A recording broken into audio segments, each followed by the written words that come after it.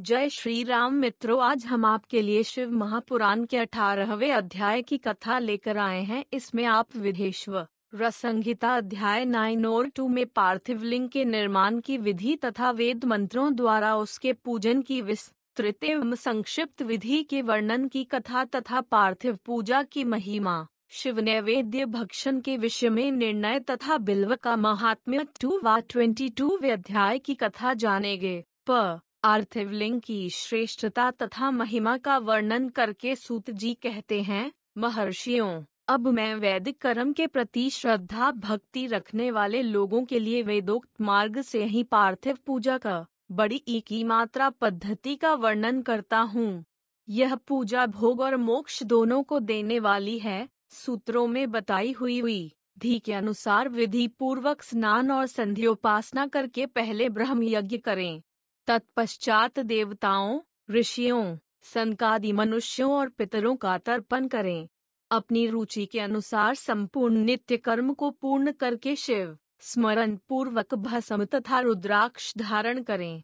तत्पश्चात संपूर्ण मनोवांछित फल की सिद्धि के लिए ऊंची भक्ति भावना के साथ उत्तम पार्थिव लिंग की वैदिक विधि से भली भांति पूजा करें। नदी या तालाब के किनारे, पर्वत पर, वन में, शिवालय में अथवा और किसी पवित्र स्थान में पार्थिव पूजा करने का विधान है। ब्राह्मणों, शुद्ध स्थान से निकाली हुई मिट्टी को यत्न पूर्वक लाकर बड़ी सावधानी के साथ शिवलिंग का निर्माण करें। ब्राह्मण के लिए श्वेत, क्षत्रिय के लिए लाल, वैश्य के लिए पीली और शूद्र के लिए काली मिट्टी से शिवलिंग बनाने का विधान है, अथवा जहाँ जो मिट्टी मिल जाए उसी से शिवलिंग बनाएं। शिवलिंग बनाने के लिए प्रयत्न पूर्वक मिट्टी का संग्रह करके उस शुभ मृतिका को अत्यंत शुद्ध स्थान में रखें। फिर उसकी शुद्धि करके जल से सान कर पिंडी बना ले और वेदोक्त मार्ग से धीरे धीरे सुंदर पार्थिव लिंग की रचना करें। तत्पश्चात भोग और मोक्ष रूपी फल की प्राप्ति के लिए भक्ति पूर्वक उसका पूजन करें। उस पार्थिव लिंग के पूजन की जो विधि है उसे मैं विधान पूर्वक बता रहा हूँ। तुम सब लोग सुनो। ओम नमः शिवाय इस मंत्र का उच्चारण करते हुए समस्त पूजन सामग्री का प्रोक्षण करें, उस पर जल छिड़कें। इसके बाद भूरसी इत्यादि मंत्र से क्षेत्र सिद्धि करें। फिर आपोस्मान इस मंत्र से जल का संस्कार करें। इसके बाद नमस्ते रुद्र इस मंत्र से स्फाटिका बंध फटिक शिला का घेरा बनाने की बात कही गई है। नमः शुंभवाय इस मंत्र से क्षेत्र सिद्धि और पंचामृत का प्रोक्षण करें। तत्पश्चात शिव भक्त पुरुष नमः पूर्वक नीलग्रीवाय मंत्र से शिवलिंग की उत्तम प्रतिष्ठा करें। इसके बाद वैदिक रीति से पूजन कर्म करने वाला उपासक भक्ति पूर्वक तत्ते रुद्रावसंग इस मंत्र से मनिया आसन दे मानो महानतम इस मंत्र से आवाहन करें, या रुद्र इस मंत्र से भगवान शिव को आसन पर समासीन करें, या मिश्रों इस मंत्र से शिव के अंगों में न्यास करें। अधिवोचत इस मंत्र से प्रेम पूर्वक अधिवासन करें। असौयस्ताम्रो इस मंत्र से शिवलिंग में इष्ट देवता शिव का न्यास करें। असौयो अवसरपति इस मंत्र से उपसर्पण देवता के समीप गमन करें। इसक एक ही मात्रा बाद नमोस्तु नीलगिरिवाय इस मंत्र से इष्ट देव को पाद्य समर्पित करें। रुद्र गायत्री से अर्घ्य दे। त्र्यंबकंग मंत्र से आचमान कराएं। पयः पृथिव्या इस मंत्र से दुग्ध स्नान कराएं। दधिक्रावनो इस मंत्र से दधि स्नान कराएं। घृतांघृत पावा इस मंत्र से घृत स्नान कराएं। मधुवाता, मधुनक्तंग, मधुमानो इन 3 ऋचाओं से मधु स्नान और शर्करा स्नान कराएं। इन दुग्धादि वस्तुओं को पंचामृत कहते हैं, अथवा पद्य समर्पण के लिए कहे गए नमोस्तु नीलगिरी बाई इत्यादि मंत्र द्वारा पंचामृत से स्नान कराएं। तंत्र मानव स्टोर के इस मंत्र से प्रेम पूर्वक भगवान शिव को कटिबंध कर धनी अर्पित करें। नमो धृष नवे इस मंत्र का उच्चारण करके आराध्य देवता को उत्तरीय धारण कराएं। या तेहेती इत्यादि 4 ऋचाओं का ओ की मात्रा पढ़कर वैद्यज्ञ भक्त प्रेम से विधि पूर्वक भगवान शिव के लिए वस्त्र एवं यज्ञोपवीत समर्पित करें। इसक एक ही मात्रा बाद नमः शिवाभ्यः इत्यादि मंत्र को पढ़कर शुद्ध बुद्धि वाला भक्त पुरुष भगवान को प्रेम पूर्वक गंध, सुगंधित चंदन और रोली चढ़ाएं। नमस्तक्षभ्यो इस मंत्र से अक्षत अर्पित करें। नमः पार्याय इस मंत्र से फूल चढ़ाएं। नमः पन्नाय इस मंत्र से बिल्वपत्र समर्पण करें। नमः कपर्दिने च इत्यादि मंत्र से विधि पूर्वक धूप दें। नमः स्वेज ऋचा से शास्त्रोक्त विधि के अनुसार दीप निवेदन करें। तत्पश्चात हा थद होकर नमो ज्येष्ठाय इस मंत्र से उत्तम नैवेद्य अर्पित करें। फिर पूर्वोत्तर त्रंगमबक मंत्र से आचमन कराएं। इमारुद्राय इस ऋच से फल समर्पण करें। फिर नमो व्रजयाय इस मंत्र से भगवान शिव को अपना सब कुछ समर्पित कर दें। तदनंतर मानो महानतम तथा मानस्तों के इन दो मंत्रों द्वारा केवल अक्षतों से रुद्रों का पूजन करें। फिर हिरण्यगर्भ इत्यादि मंत्र से जो 3 ऋचाओं के रूप में पठित है दक्षिणा चढ़ाएं। देवस्य अथवा इस मंत्र से विद्वान पुरुष आराध्य देव का अभिषेक करें। दीप के लिए बता ए हुए नमः आश्वे इत्यादि मंत्र से भगवान शिव की निराजना आरती करें। तत्पश्चात इमा रुद्राय इत्यादि 3 ऋचाओं से भक्ति पूर्वक रुद्रदेव को पुष्पांजलि अर्पित करें। मानो महानतम इस मंत्र विज्ञ से उपासक पूजनीय देवता की परिक्रमा करें। फिर उत्तम बुद्धि वाला उपासक मानस्तों के इस मंत्र से भगवान को साष्टांग प्रणाम करें। एष्ते इस मंत्र से शिव मुद्रा का प्रदर्शन करें। यतोयतः इस मंत्र से अभय नामक मुद्रा का, त्रंगमबकंग मंत्र से ज्ञान नामक मुद्रा का तथा नमः सेना इत्यादि मंत्र से महामुद्रा का प्रदर्शन करें। डंडा नमो गोभ्य इस ऋचा द्वारा धेनु मुद्रा दिखाएं। इस तरह 5 मुद्राओं का प्रदर्शन करके शिव संबंधी मंत्रों का जप करें। अथवा वेदज्ञ पुरुष शत्रुद्र्य मंत्र की आवृत्ति करें। तत्पश्चात वेदज्ञ पुरुष पंचांग पाठ करें। तदनंतर देवागातु इत्यादि मंत्र से भगवान शंकर का विसर्जन करें। इस प्रकार शिव पूजा की वैदिक विधि का विस्तार से प्रतिपादन किया गया। महर्षियों, अब संक्षेप में पार्थिव पूजन की वैदिक विधि का वर्णन सुनो। सद्योजातं इस ऋचा से पार्थिव लिंग बनाने का एक ही मात्रा लिए मिट्टी ले आए। वामदेवाय इत्यादि मंत्र पढ़कर उसमें जल डालें। जब मिट्टी सनकर तैयार हो जाए तब अघोर मंत्र से लिंग निर्माण करें। फिर तत्पुरुषाय इस मंत्र से विधिवत उसमें भगवान शिव का आवाहन कर तदनंतर ईशान मंत्र से भगवान शिव को वेदी पर स्थापित करें। इनके सिवाय अन्य सभी विद्वानों को भी शुद्ध बुद्धि वाला उपासक संक्षेप से ही संपन्न करें। इसके बाद विद्वान पुरुष पंचाक्षर मंत्र से अथवा गुरु के दिए हुए अन्य किसी शिव संबंधी मंत्र से 16 उपचारों द्वारा विधिवत पूजन करें। अथवा भवाय भवनाश आय महादेवाय धीमहि उग्राय उग्रनाशाय शर्वाय शशिमौलिने डंडा इस मंत्र द्वारा विज्ञान उपासक भगवान शंकर की पूजा करें। वह भ्रम छोड़कर उत्तम भाव भक्ति से शिव की आराधना करें, क्योंकि भगवान शिव भक्ति से ही मनोवांछित फल देते हैं। ब्राह्मणों, यहाँ जो वैदिक विधि से पूजन का क्रम बताया गया है, इसका पूर्ण रूप से आदर करता हुआ मैं पूजा की एक दूसर बड़ी की मात्रा विधि भी बता रहा हूँ, जो उत्तम होने के साथ ही सर्वसाधारण के लिए उपयोगी है। मुनिवरों, पार्थिव लिंग की पूजा भगवान शिव के नामों से बताई गई है। वह पूजा संपूर्ण अभीष्टों को देने वाली है। मैं उसे बताता हूँ, सुनो। हर, महेश्वर, शंभु, शूलपाणी, पिनाकधरिक, शिव, पशुपति और महादेव, यह क्रम से शिव के 8 नाम कहे गए हैं। इनमें से प्रथम नाम के द्वारा अर्थात ओम हराय नमः का उच्चारण कर की पार्थिव लिंग बनाने के लिए मिट्टी लाएं। दूसरे नाम अर्थात ओम महेश्वराय नमः का उच्चारण करके लिंग निर्माण करें।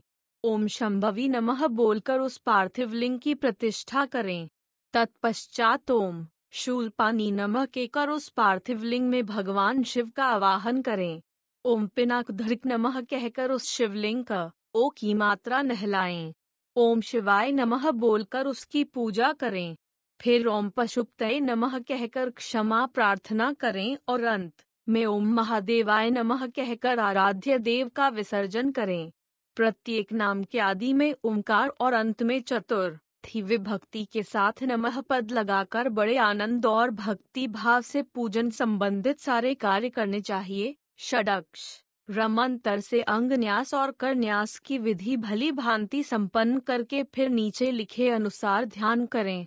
जो कैलाश पर्वत पर एक सुंदर सिंहासन के मध्य भाग में विराजमान हैं, जिनके वाम भाग में भगवती उमा उनसे सटकर बैठी हुई हैं, सनक सनंदन आदि भक्तजन जिनकी पूजा कर रहे हैं तथा जो भक्तों के दुख रूपी दावानल को नष्ट कर देने वाले अप्रमेय शक्तिशाली ईश्वर हैं, उन विश्व विभूषण भगवान शिव का चिंतन करना चाहिए। भगवान महेश्वर का प्रतिदिन इस प्रकार ध्यान करें। उनक बड़ी ई की मात्रा अंग कांति चांदी के पर्वत की भांति गोर है।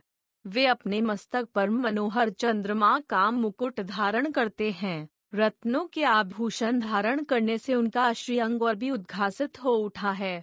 उनके 4 हाथों में क्रम से परशु, मृग मुद्रा, वरेम अभय मुद्रा सुशोभित हैं। वे सदा प्रसन्न रहते हैं। कमल के आसन पर बैठे हैं और देवता लोग चारों और खड़े होकर के उनकी स्तुति कर रहे हैं। उन्होंने वस्त्र की जगह है व्याघ्र चर्म धारण कर रखा है। वह एक ही मात्रा इस विश्व के आदि हैं, बीज कारण रूप है तथा सबका समस्त भय हर लेने वाले हैं। उनके 5 मुख्य और प्रत्येक मुख मंडल में इन 3 नेत्र हैं। इस प्रकार ध्यान तथा उत्तम पार्थिव लिंग का पूजन करके गुरु के दिए हुए पंचाक्षर मंत्र का विधि पूर्वक जप करें। विप्रवरो विद्वान पुरुष को चाहिए कि वह देवेश्वर शिव को प्रणाम करके नाना प्रकार की स्तुतियों द्वारा उनका स्तवन करे तथा शत्रुद्री यजुर्वेद 6 अध्याय के मंत्रों का पाठ करे। अनुस्वार तत्पश्चात अंजलि में अक्षत और फूल लेकर उत्तम भक्ति भाव से निम्नांकित मंत्रों को पढ़ते हुए प्रेम और प्रसन्नता के साथ भगवान शंकर से इस प्रकार प्रार्थना करें। सबको सुख देने वाले कृपा निधान भूतनाथ शिव, मैं आपका हूँ। आपके गुणों में ही मेरे प्राण बसते हैं, अथवा आपके गुण ही मेरे प्राण मेरे जीवन सर्व स्व हैं। मेरा चित्त सदा आपके ही चिंतन में लगा रहे, यह जानकर मुझ पर प्रसन्न होइए। कृपा कीजिए शंकर, मैंने अनजान में अथवा जानबूझकर यदि कभी आपका जप और पूजन आदि किया हो तो आपकी कृपा से वह सफल हो जाए। गौरीनाथ, मैं आधुनिक युग का महान पापी हूँ, पतित हूँ और आप सदा से ही परम महान पतित पावन है। इस बात का विचार करके आप जैसा चाहें वैसा करें। महादेव सदाशिव वेदों, पुराणों और नाना प्रकार के शास्त्रीय सिद्धांतों और विभिन्न महर्षियों ने भी अब तक आपको पूर्ण रूप से नहीं जाना है। फिर मैं कैसे जान सकता हूँ? महेश्वर, मैं जैसा हूँ वैसा ही उसी रूप में संपूर्ण भाव से आपका हूँ, आपके आश्रित हूँ, इसलिए आपसे रक्षा पाने के योग्य हो। परमेश्वर, आप मुझ पर प्रसन्न हुई है मुने। इस प्रकार प्रार्थना करके हाथ में लिए हुए अक्षत और पुष्प को भगवान शिव के ऊपर चढ़ाकर उन्हें शंभुदेव को भक्ति भाव से विधि पूर्वक साष्टांग प्रणाम करें। तदुपरांत शुद्ध बुद्धि वाला उपासक शास्त्रोक्त विध छोटी ई की मात्रा से इष्ट देव की परिक्रमा करें। फिर श्रद्धा पूर्वक स्तुतियों द्वारा देवेश्वर शिव की स्तुति करें। इसके बाद गला बजाकर गले से अव्यक्त शब्द का उच्चारण करके पवित्र एवं विनीत चित्त वाला साधक भगवान को प्रणाम करें। फिर आदर पूर्वक विज्ञप्ति करें और उसके बाद विसर्जन। मुनिवरों, इस प्रकार विधि पूर्वक पार्थिव पूजा बताई गई है, वह भोग और मोक्ष देने वाली तथा भगवान शिव के प्रति भक्ति भाव को बढ़ाने वाली है। ओम नमः शिवाय। पार्थिव पूजा की महिमा। शिव नैवेद्य भक्षण के विषय में निर्णय तथा बिल्व का महात्म्य 2 और 22 अध्याय। श्री शिव पुराण विधेश्वर संघ हिता अध्याय। पार्थिव पूजा की महिमा। शिव नैवेद्य भक्षण के विषय में निर्णय तथा बिल्व का महात्म्य। सूत जी बोले, महर्षियों, पार्थिव लिंगों की पूजा कोटि कोटि यज्ञों का फल देने वाली है। कलयुग में लोगों के लिए शिवलिंग पूजन जैसा श्रेष्ठ दिखाई देता है वैसा दूसरा कोई साधन नहीं है। यह समस्त शास्त्रों का निश्चित सिद्धांत है। शिवलिंग भोग और मोक्ष देने वाला है। लिंग 3 प्रकार के कहे गए हैं, उत्तम, मध्यम और अधम। जो 4 अंगुल ऊंचा और देखने में सुंदर हो तथा वेदी से युक्त हो, उस शिवलिंग को शास्त्रज्ञ महर्षियों ने उत्तम कहा है। उससे आधा मध्यम और उससे आधा अधम माना गया है। इस तरह 3 प्रकार के शिवलिंग कहे गए हैं, जो उत्तरोत्तर श्रेष्ठ हैं। ब्राह्मण, क्षत्रिय, वैश्य, शूद्र अथवा विलोम संकर, कोई भी क्यों न हो, वह अपने अधिकार के अनुसार वैदिक अथवा तांत्रिक मंत्र से सदा आदर पूर्वक शिवलिंग की पूजा करें। ब्राह्मण, महर्षियों, अधिक कहने से क्या लाभ। शिवलिंग का पूजन करने में स्त्रियों का तथा अन्य सब लोगों का भी अधिकार है। विजों के लिए वैदिक पद्धति से ही शिवलिंग की पूजा करना श्रेष्ठ है, परंतु अन्य लोगों के लिए वैदिक मार्ग से पूजा करने की सम्मति नहीं है। वेदज्ञ द्विजों को वैदिक मार्ग से ही पूजन करना चाहिए, अन्य मार्ग से नहीं। यह भगवान शिव का कथन है। दधीची और गौतम आदि के शाप से जिनका चित्त दग्ध हो गया है, उन द्विजों की वैदिक कर्म में श्रद्धा नहीं होती। जो मनुष्य वेदों तथा स्मृतियों में कहे हुए सत्कर्मों अनुस्वार की अवहेलना करके दूसरे कर्म को करने लगता है, उसका मनोरथ कभी सफल नहीं होता। इस प्रकार विधि पूर्वक भगवान शंकर का नैवेद्यांत पूजन करके उनकी त्रिभुवनमयी 8 मूर्तियों का भी वहीं पूजन करे। पृथ्वी, जल, अग्नि, वायु, आकाश, सूर्य, चंद्रमा तथा यजमान, ये भगवान शंकर की 8 मूर्तियां कही गई हैं। इन मूर्तियों के साथ 7 शर्व, भव, रुद्र, उग्र, भीम, ईश्वर, महादेव तथा पशुपति, इन नामों की भी अर्चना करे।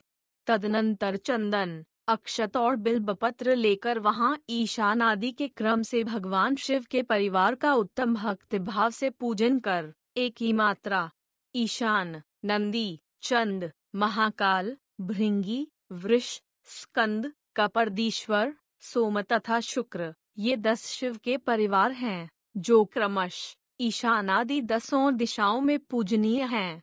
तत्पश्चात भगवान शिव के समक्ष वीरभद्र का और पीछे कीर्तिमुख का पूजन करके विधि पूर्वक 11 रुद्रों की पूजा करे। इसके बाद पंचाक्षर मंत्र का जप करके शत्रुद्रीय स्तोत्र का, नाना प्रकार की स्तुतियों का तथा शिव पंचांग का पाठ करे। तत्पश्चात परिक्रमा और नमस्कार करके शिवलिंग का आकार विसर्जन करें। इस प्रकार मैंने शिव पूजन की संपूर्ण विधि का आदर पूर्वक वर्णन किया। रात्रि में देव कार्य को सदा उत्तराभिमुख होकर ही करना चाहिए। जहाँ शिवलिंग स्थापित हो, उससे पूर्व दिशा का आश्रय लेकर नहीं बैठना या खड़ा होना चाहिए, क्योंकि वह दिशा भगवान शिव के आगे या सामने पड़ती है। इष्ट देव का सामना रोकना ठीक नहीं। शिवलिंग से उत्तर दिशा में भी न बैठे, क्योंकि उधर भगवान शंकर का वामांग है, जिसमें शक्ति स्वरूपा देवी उमा विराजमान है। पूजक को शिवलिंग से पश्चिम दिशा में भी नहीं बैठना चाहिए, क्योंकि वह आराध्य देव का पृष्ठभाग है। पीछे की ओर से पूजा करना उचित नहीं है। अवशिष्ट दक्षिण शाही ग्राह्य है, उसी का आश्रय लेना चाहिए। तात्पर्य यह कि शिवलिंग से दक्षिण दिशा में उत्तराभिमुख होकर बैठे और पूजा करे। विद्वान पुरुष को चाहिए कि वह भस्म का त्रिपुंड लगाकर, रुद्राक्ष की माला लेकर तथा बिल्वपत्र का संग्रह करके ही भगवान शंकर की पूजा करें, इनके बिना नहीं।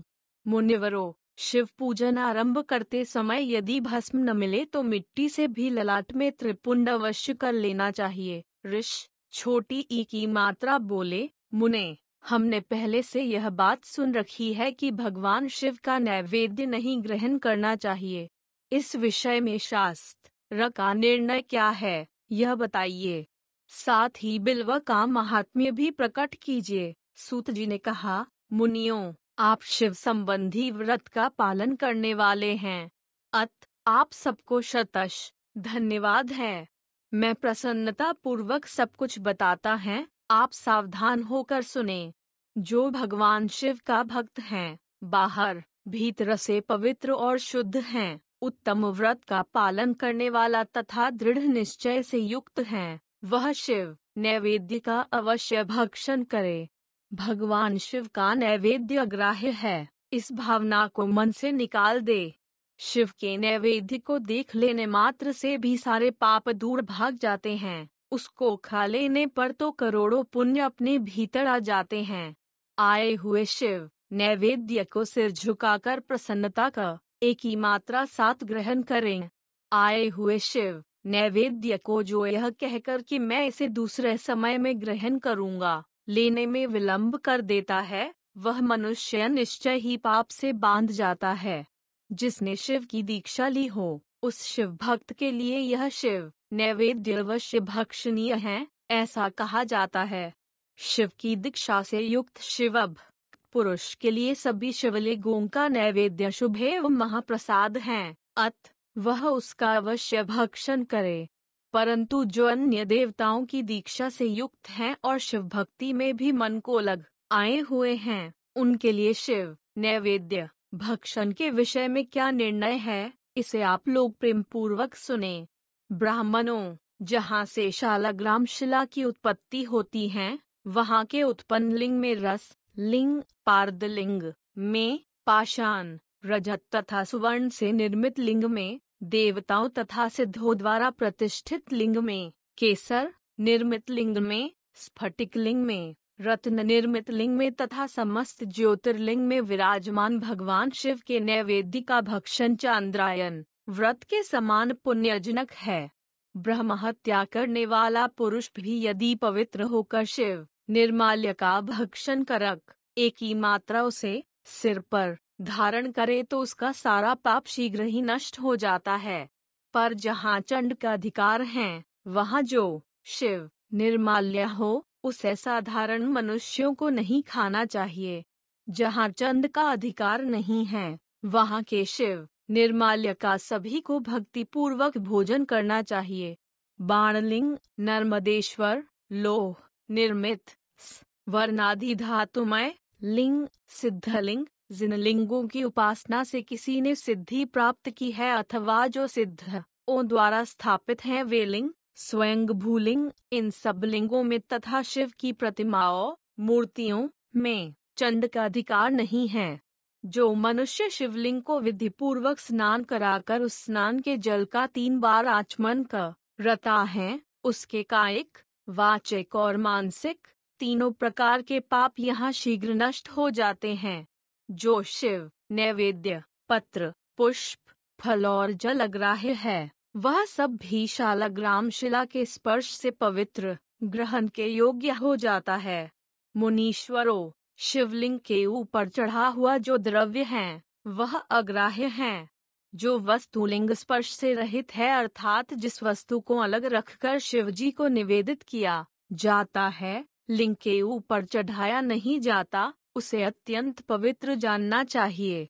मुनिवरों, इस प्रकार नैवेद्य के विषय में शास्त्र का निर्णय बताया गया। बिल्व का महात्म्य। अब तुम लोग बिल्व का महात्म्य सुनो। यह बिल्व वृक्ष महादेव का ही रूप है। देवताओं ने भी इसकी स्तुति की है। फिर जिस किसी तरह से इसकी महिमा कैसे जानी जा सकती है। तीनों लोकों में जितने पुण्य तीर्थ प्रसिद्ध हैं, वे संपूर्ण तीर्थ बिल्व के मूल भाग में निवास करते हैं।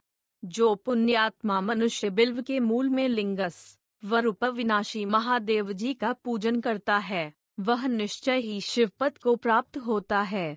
जो बिल्व की जड़ के पास जल से अपने मस्तक को सींचता है, वह संपूर्ण तीर्थों का स्नान का फल पा लेता है और वही इस भूतल पर पावन माना जाता है। इस बिल्व की जड़ के परम उत्तम थाले को जल से भरा हुआ देखकर महादेव जी पूर्णतया संतुष्ट होते हैं। जो मनुष्य गंध पुष्पादि से बिल्व के मूल भाग का पूजन करता है, वह शिवलोक को पाता है और इस लोक में भी उसकी सुख संतति बढ़ती है। जो बिल्व की जड़ के समीप आदर पूर्वक पावली जलाकर रखता है, वह तत्वज्ञान से संपन्न हो भगवान महेश्वर में मिल जाता है। जो बिल्व की शाखा थामकर हाथ से उसके नए ये पल्लव उतारता और उनसे उस बिल्व की पूजा करता है, वह सब पापों से मुक्त हो जाता है। जो बिल्व की जड़ के समीप भगवान शिव में अनुराग रखने वाले एक भक्त को भी भक्ति पूर्वक भोजन कराता है, उसे कोटि गुना पुण्य प्राप्त होता है। जो बिल्व की जड़ के पास शिव भक्त को खीर और घृत से युक्त अन्न देता है, वह कभी दरिद्र नहीं होता। बाह्मनों, इस प्रकार मैंने सांगोपांग शिवलिंग पूजन का वर्णन किया। यह प्रवृत्ति मार्गी तथा निवृत्ति मार्गी पूजकों के भेद से दो प्रकार का होता है। प्रवृत्ति मार्गी लोगों के लिए पीठ पूजा इस भूतल पर संपूर्ण अभीष्ट वस्तुओं को देने वाली होती है। प्रवृत्त पुरुष सुपात्र गुरु आदि के द्वारा ही सारी पूजा संपन्न करे और अभिषेक के अंत में अगहनी के चावल से बना हुआ नैवेद्य निवेदन करें। पूजा के अंत में शिवलिंग को शुद्ध संपुट में विराजमान करके घर के भीतर कहीं अलग रख दे। निवृत्ति मार्गी की उपासकों के लिए हाथ पर ही शिव पूजन का विधान है। उन्हें भिक्षा आदि से प्राप्त हुए अपने भोजन को ही नैवेद्य रूप में निवेदित कर देना चाहिए। निवृत्त पुरुषों के लिए सूक्ष्मलिंग ही श्रेष्ठ बताया जाता है। वे विभूति से पूजन करें और विभूति को ही नैवेद्य रूप से निवेदित भी करें। पूजा करके इस लिंग को सदा अपने मस्तक पर धारण करें।